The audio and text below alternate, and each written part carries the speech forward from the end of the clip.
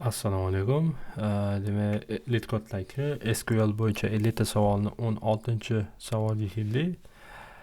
Bizda project employees 1 degan savol bor ekan. Xullas, bizda project degan table bor va unda project ID, employee ID, ya'ni o'sha projektda ishlaydigan employeelarning ID'si bor. Misol uchun birinchi proyektda 1, 2, 3 degan employee ishlar ekan, ikkinchi proyektda birinchi employee ID va to'rtinchi employee ID ishlar ekan. Demak, employee ID 1 ikkita proyektda ham ishlar ekan. Qo'shib qo'yaylik. Xullas, bizda employee table bor, employeelarning ID'si unique va ularning ismi va necha yil tajribasi borligi haqida ma'lumot bor ekan.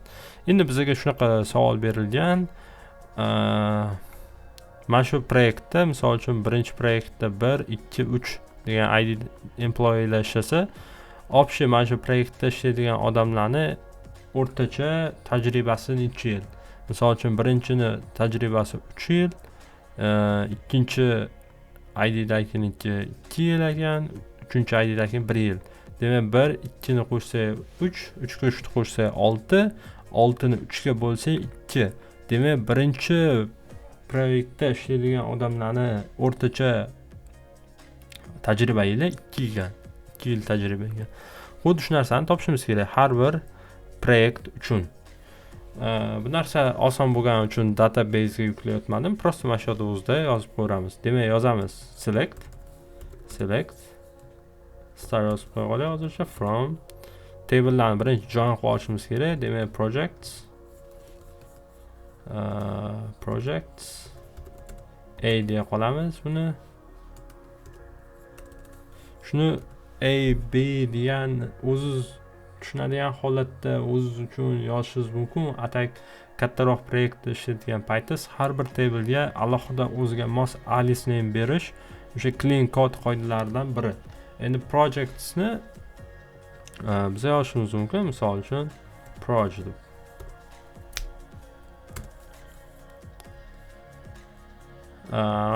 as yozsa ham bo'ladi, yozmasa ham bo'ladi. Qoida bo'yicha yozsa yaxshi, tushunarliroq bo'ladi. Tak, buni join qilamiz. Inner join. Ikkinchi table'imiz employee. Demak, on. Employee'ni prosta tak m deb qo'ysa yetarli. Projectdagi employee'ni ID'si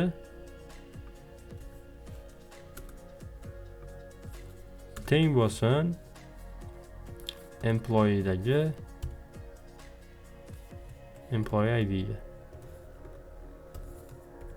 Demak, bu ikkalasini men bu column bilan bu column bir-biriga join qildim. Buni join qilganimda bir-biri oldiga keladi. Ya'ni men bu yerga experience degan column ham qo'shiladi. Shunaqa tasavvur qiling. Birinchi ID'dagi odamning oldiga 3 keladi mana bu yoqqa. Endi biz nima qilishimiz kerak? Yozamiz project ID. Bu project degan tabledan kelibdi. Virgul. Endi average experience yerda topishimiz kerak. Yozamiz average employee'dagi experience years ne topishimiz kerak. Gruppaga bunga column name beramiz as average years ekan. Mana bu yerda yozilgan mana. Xuddi shunaqa yozmasa javobimiz xato chiqaradi. Group by'larga ketamiz. Group by projectdagi project ID bo'yicha group by'laymiz. Shu bo'yicha average qilamiz. Endi shart ko'ramiz.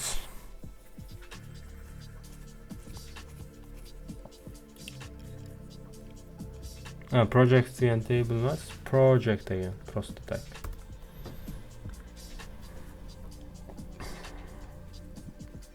Xato javob chiqdi. Tak. Bizdan qarasak rounded to 2 digits degan. Ya'ni javobda 2.00, 2.50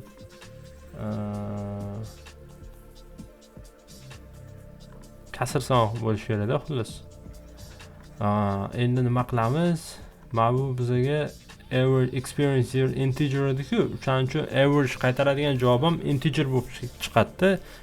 Anunda butun sondan keyin kasr son bo'lsa, misol uchun 1.5 bo'lsa, o'shaning uchun skip qilib yuboradida, average просто 1 yozib ketib qoladi. Endi mana buni biza bitta yo'li bor, cast qilib decimal point o'tkazib olsak bo'ladi. Yo просто так 1.00 ga ko'paytirib qo'ysak, endi bu sonimiz bizada o'sha decimal pointli songa aylanib qoladi. To'g'risi o'zbekchasida sal esim kelmadi, nima deb aytilishi, yo hozir men ham chalg'itib qo'ydi butun sonlar, kasr sonlar deb. Xullas shu decimal point ga o'tadi, mana bu integer edi. Endi 1.00 ko'paytirib qo'yganimizdan keyin unga yana butun sondan keyin kasr soni qo'shildi. Uni tak rad qilib ko'ramiz. Mana javobimiz qabul qildi. Xuddi o'sha javobda expected qilganda chiqdi. Endi submit qilamiz.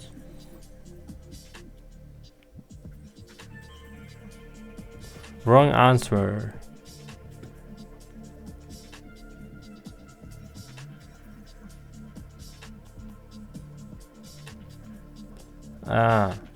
Bizning javobimiz mana qarasanglar 16.86 balobatlar bo'lib ketgan-ku.